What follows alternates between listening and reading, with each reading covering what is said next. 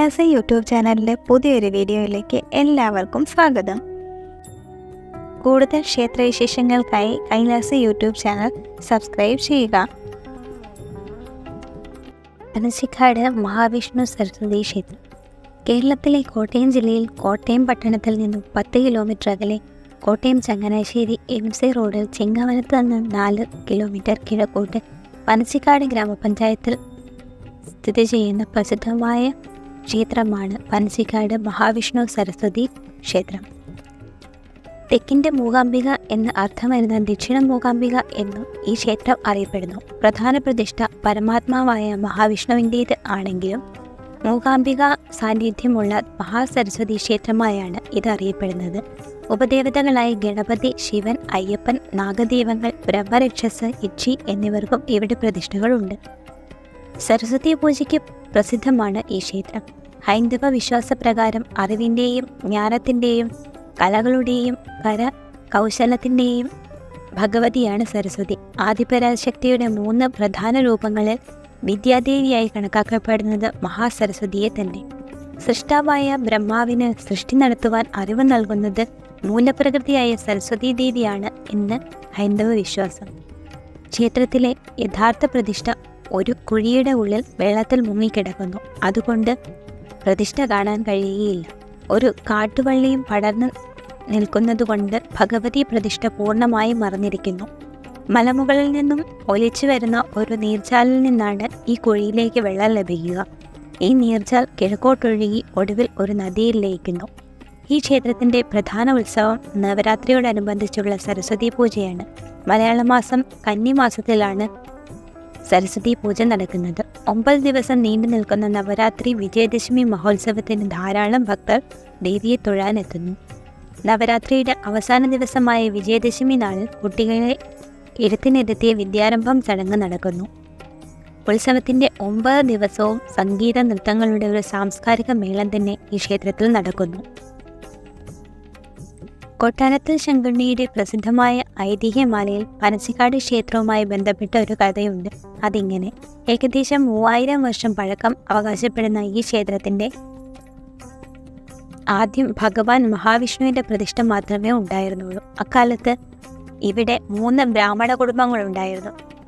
കിഴുപുറം, കരുനാട്, കൈമുക്ക് എന്നീ 3 കുടുംബക്കാർക്കായിരുന്നു ഈ ക്ഷേത്രത്തിൽ ഊരായ്മ സ്ഥാനം. ഇതിൽ കിഴപ്പുറത്തില്ലത്തെ ഒരു നമ്പൂതിരിക്ക് പ്രായമേറെ ചെന്നിട്ടും പുരുഷ സന്താനങ്ങൾ ഉണ്ടായില്ല. ഇതിൽ വിഷമിച്ച അദ്ദേഹം ഗംഗാസ്നാനത്തിനായി പുറപ്പെട്ടു. പോകുന്ന വഴിയിൽ അദ്ദേഹം പ്രസിദ്ധമായ കൊല്ലൂർ മൂകാംബിക ക്ഷേത്രത്തിലും ദർശനം നടത്തി. കുറച്ച് ദിവസം ആദിപരാശക്തിയെ ഭജിച്ച് അവിടെ തന്നെ ചെലവഴിച്ചു. അവസാന ദിവസം രാത്രി അദ്ദേഹത്തിന് ദേവിയുടെ സ്വപ്ന ദർശനമുണ്ടായി. അതിൽ ദേവി ഇങ്ങനെ പറയുകയുണ്ടായി: അല്ലയോ ഭക്ത, നിനക്ക് ഈ ജന്മത്തിൽ സന്താനഭാഗ്യം വിധിച്ചിട്ടില്ല. അതിനാൽ ഇനി ഗംഗാസ്നാനമൊന്നും നടത്തിയിട്ട് കാര്യമില്ല. എന്നാൽ കുടുംബം നിലനിൽക്കാൻ ഒരു വഴിയുണ്ട്. നീ നാളെ തന്നെ സ്വദേശത്തേക്ക് മടങ്ങണം. നിന്റെ നാട്ടിലെ കരുനാട്ടിലത്തെ അന്തർജന ഗർഭിണിയാണ്. അവർക്ക് അധികം കഴിയാതെ 2 ഉണ്ണികളുണ്ടാകും. അവരിൽ ഒന്നിനെ നീ ദത്തെടുത്ത് വളർത്തണം. ഈ സ്വപ്നത്തിൽ പൂർണ്ണമായും വിശ്വസിച്ച നമ്പൂതിരി പിറ്റേ ദിവസം രാവിലെ കുളിച്ച് ലോകമാതാവായ മൂകാംബികയെ വന്ദിച്ച് നാട്ടിലേക്ക് മടങ്ങിയെത്തിയ കിഴപ്പുറം നമ്പൂതിരി സംഭവങ്ങൾ മുഴുവൻ കരുനാട്ട് നമ്പൂതിരിയെ അറിയിച്ചു. ഈ കഥ കേട്ട കരുനാട്ട് നമ്പൂതിരി 2 ഉണ്ണികൾ ഉണ്ടായാൽ ഒന്നിനെ ദാനം ചെയ്യാമെന്ന് കിഴപ്പുറം നമ്പൂതിരിയോട് പറഞ്ഞു. സന്തോഷവാനായ കിഴപ്പുറം നമ്പൂതിരി ഉടനെ തന്നെ മഹാവിഷ്ണു ക്ഷേത്രത്തിൻ്റെ തെക്കുഭാഗത്തുള്ള കുളത്തിലെത്തി തൻ്റെ ഓലക്കൂട കരയിൽ വച്ച ശേഷം കുളിച്ചു കഴിഞ്ഞ് കുടയെടുക്കാൻ ശ്രമിച്ചപ്പോൾ അത് അനങ്ങിയില്ല. അപ്പോൾ അവിടെ ഒരു ദിവ്യപുരുഷൻ പ്രത്യക്ഷപ്പെട്ടു. അദ്ദേഹം നമ്പൂതിരിയോട് ഇങ്ങനെ പറഞ്ഞു: അല്ലയോ ബ്രാഹ്മണ ശ്രേഷ്ഠ, സാക്ഷാൽ ആദിപരാശക്തിയായ മൂകാംബികാദേവി അങ്ങയുടെ കുടയിൽ കുടികൊണ്ടിരിക്കുകയാണ്. അതിനാൽ ഭഗവതിയെ ഈ കുടയിൽ നിന്നും ആവാഹിച്ച് തൊട്ടടുത്ത കാട്ടിൽ കാണപ്പെടുന്നതും വർഷങ്ങൾക്ക് മുമ്പ് ഇവിടെ പൂജിച്ചിരുന്നതുമായ ദേവിയുടെ ഒരു ശിലാവിഗ്രഹത്തിൽ കുടിയിരുത്തണം. എന്നാൽ ഇത് ഇന്ന് പൂജിക്കാൻ ശക്തിയുള്ളവരാരുമില്ല. അതിനാൽ അതിനു നേരെ പടിഞ്ഞാറ്റ് അഭിമുഖമായി മറ്റൊരു അർച്ചനാബിംബം കൂടി പ്രതിഷ്ഠിച്ച് അതിൽ പൂജയും നിവേദ്യവും നടത്തി വേണം മൂലപ്രതിഷ്ഠയെ വന്ദിക്കാൻ. മൂലവിഗ്രഹത്തിൻ്റെ കാവലാളായി ഒരു യക്ഷിയുണ്ട്. ആ യക്ഷിക്ക് വറപൊടിയും ശർക്കരയും ഇളനീരും കൂട്ടിക്കുഴച്ച് നേതിച്ചു വേണം വിഗ്രഹമെടുക്കാൻ. നമ്പൂതിരി പറഞ്ഞ പ്രകാരം തന്നെ ചെയ്തു. അങ്ങനെയാണ് പനച്ചിക്കാട്ട് അതിദിവ്യമായ സരസ്വതി സാന്നിധ്യം വന്നത്. കാലാന്തരത്തിൽ മഹാവിഷ്ണു ക്ഷേത്രം മഹാസരസ്വതി ക്ഷേത്രമായി മാറുകയും ചെയ്തു. കുടജാത്രയെ അനുസ്മരിച്ചുകൊണ്ട് നിലകൊള്ളുന്ന പനച്ചിക്കാട് ഗ്രാമത്തിൻ്റെ ഒത്തനടുക്കാണ് ക്ഷേത്രം സ്ഥിതി ചെയ്യുന്നത്. സാധാരണ ഗ്രാമക്ഷേത്രങ്ങളുടെ വലിപ്പമേ ക്ഷേത്രത്തിനുള്ളൂ. 1/2 ഏക്കർ വിസ്തീർണം വരും. കിഴക്കോട്ടാണ് ക്ഷേത്രദർശനമെങ്കിലും പടിഞ്ഞാറു ഭാഗത്താണ് ക്ഷേത്ര കവാടമുള്ളത്. അവിടെ ഈ അടുത്ത കാലത്ത് പണിതീർത്ത 3 നിലകളോടുകൂടിയ ഒരു അലങ്കാര ഗോപുരമുണ്ട്. ക്ഷേത്രത്തിൽ കൊടിയേറി ഉത്സവമില്ലാത്തതിനാൽ കൊടിമരമില്ല. എന്നാൽ കിഴക്കും പടിഞ്ഞാറും ഭാഗങ്ങളിൽ ആനക്കൊട്ടിലും 4 ഭാഗത്തും ശീവേലിപ്പുരകളുമുണ്ട്. വിഷ്ണു ക്ഷേത്രത്തിൻ്റെ തെക്കുഭാഗത്ത് ഒരൽപ്പം താഴെയായ സരസ്വതി ക്ഷേത്രവും ഇക്ഷിക്കാവും സ്ഥിതി ചെയ്യുന്നത്. ക്ഷേത്രത്തിൽ നിന്നും അല്പം കിഴക്കും മാറി കൊടൂരു ആറ് ഒഴുകുന്നു. ക്ഷേത്രത്തിൻ്റെ 4 വശവും മലകളും കാടുകളുമാണ്. വിഷ്ണു ക്ഷേത്രത്തിൽ ശ്രീകോവിലും നാലമ്പലവും മറ്റുമെല്ലാം പൂർണ്ണമായി നിർമ്മിച്ചിട്ടുണ്ട്. എന്നാൽ സരസ്വതി ക്ഷേത്രത്തിൽ ഇവയൊന്നുമില്ല. ദീർഘചതുരാകൃതിയിൽ പണിതീർത്ത ഒരു കൊച്ചുകുളവും അതിനടുത്ത് ഒരു വള്ളിപ്പടർപ്പും കാണാം. ആ വള്ളിപ്പടർപ്പിനകത്ത് ഒരു പ്രത്യേക ദ്വാരത്തിലാണ് കിഴക്കോട്ട് ദർശനമായ ദേവിയുടെ മൂലവിഗ്രഹം സ്ഥിതി ചെയ്യുന്നത്. എന്നാൽ ഇതിന് അഭിമുഖമായി കാണപ്പെടുന്ന അർച്ചനാ വിഗ്രഹത്തിലാണ് എല്ലാ പൂജകളും നിവേദ്യവും നടത്തിപ്പോരുന്നത്. ഭക്തർക്ക് മുകളിൽ നിന്ന് തൊഴാൻ മാത്രമേ സൗകര്യമുള്ളൂ. ദേവിയുടെ നടയ്ക്ക് നേരെ മുകളിൽ പടിഞ്ഞാറ് ഭാഗത്ത് ഇലഞ്ഞിയും ഏഴിലമ്പാലയും തീർത്ത തണലിലാണ് യക്ഷിയുടെയും ബ്രഹ്മരക്ഷസിൻ്റെയും പ്രതിഷ്ഠകൾ. അത്യുഗ്രമൂർത്തികളാണ് ഇരുവരും. ക്ഷേത്രത്തിലെ വള്ളിപ്പടർപ്പിലെ വള്ളികളിലൊന്ന് മറ്റെവിടെയും കാണാൻ കഴിയാത്ത ദിവ്യമായ സരസ്വതി ലതകളാണെന്ന് വിശ്വസിച്ചു വരുന്നു. വള്ളിപ്പടർപ്പിനകത്തുള്ള മൂലവിഗ്രഹത്തിൻ്റെ പാദങ്ങളിൽ നിന്നും ഒരു തെളിനീരുറവ ഒഴുകി വരുന്നുണ്ട്. ഈ ജലമാണ് തൊട്ടുമുന്നിലുള്ള കുളത്തിലേക്ക് ഒഴുകിയെത്തുന്നത്. അങ്ങനെ ദിവ്യശിരസിൽ കുടികൊണ്ട് സരസ്വതി എന്ന പേര് ദേവി അനർത്ഥമാക്കുന്നു. ഈ നീരുറവ കുളത്തിൽ നിന്നും ഒരു അന്തർവാഹിനിയിലൂടെ കൊടൂരാറ്റിലെത്തുകയും തുടർന്ന് അത് മീനച്ചിലാറ് വഴി വേമ്പനാട്ടുകായലെത്തുകയും ചെയ്യുന്നു. ക്ഷേത്രാവശ്യങ്ങൾക്കുള്ള ജലം എടുക്കുന്നതും ഇതിൽ നിന്ന് തന്നെ. വിഷ്ണു ക്ഷേത്രത്തിൽ തെക്കു പടിഞ്ഞാറ് ഭാഗത്ത് ഉപദേവനായി അയ്യപ്പസ്വാമി കുടികൊള്ളുന്നു. ശബരിമലയിലേതുപോലെയാണ് ഇവിടെയും വിഗ്രഹം. കിഴക്കോട്ട് ദർശനമായ അയ്യപ്പസ്വാമിയുടെ ശ്രീകോവിലിന് മുമ്പിൽ ഒരു മണ്ഡപമുണ്ട്.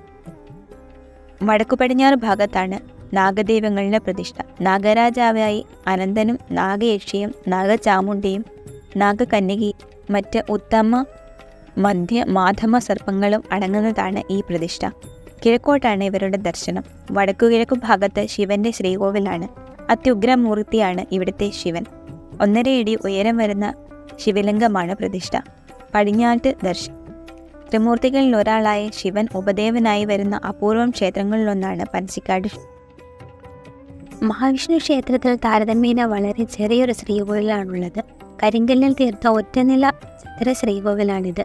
ഇതിൻ്റെ മേൽക്കൂര ചെമ്പുമേഞ്ഞ് സ്വർണ്ണ താഴികക്കുടം കൊണ്ട് അലങ്കൃതമാക്കിയിട്ടുണ്ട്. ശ്രീകോവിലിനകത്ത് 3 മുറികൾ. അവയിൽ പടിഞ്ഞാറേ അറ്റത്തുള്ളതാണ് വിഗ്രഹം പ്രതിഷ്ഠിച്ചിട്ടുള്ള ഗർഭഗൃഹം. 3 അടി ഉയരം വരുന്ന ശിലാനിർമ്മിതമായ മഹാവിഷ്ണു വിഗ്രഹം കിഴക്കോട്ട് ദർശനമായി പ്രതിഷ്ഠിക്കപ്പെട്ടിരിക്കുന്നു. ചതുർബാഹുവായ ഭഗവാൻ പുറകിലെ ഇടതുകൈയിൽ പാഞ്ചജന്യം എന്ന ശംഖും പുറകിലെ വലതു കൈയിൽ സുദർശന ചക്രവും മുന്നിലെ ഇടതു കൈയിൽ ഗദയും മുന്നിലെ വലതു കൈയിൽ താമരയും ധരിച്ചിട്ടുണ്ട്. നിൽക്കുന്ന രൂപത്തിലുള്ള വിഗ്രഹമാണിത്. അത്യന്ത കോടി സൂര്യ തേജസ്സോടെ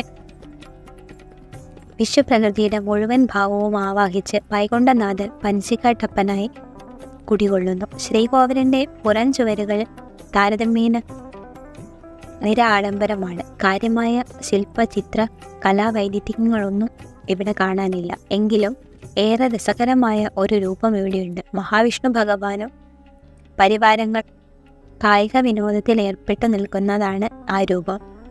വടക്കു ഭാഗത്ത് അഭിഷേക ജലം ഒഴുകുന്ന ഓവ് സ്ഥിതി ചെയ്യുന്നു. സാധാരണ രീതിയിലുള്ള ഓവ് മാത്രമാണിത്. മഹാവിഷ്ണു ക്ഷേത്രത്തിന് പ്രത്യേകമായ നാലമ്പലം പണിതീർത്തിട്ടുണ്ട്. നാലമ്പലത്തോട് ചേർന്ന് ബലിക്കൽപുരയുണ്ട്. അവിടെ പതിവ് പോലെ ബ്രഹ്മാവും അഷ്ടദിക്പാലകരും സാന്നിധ്യം വരുളുന്നു.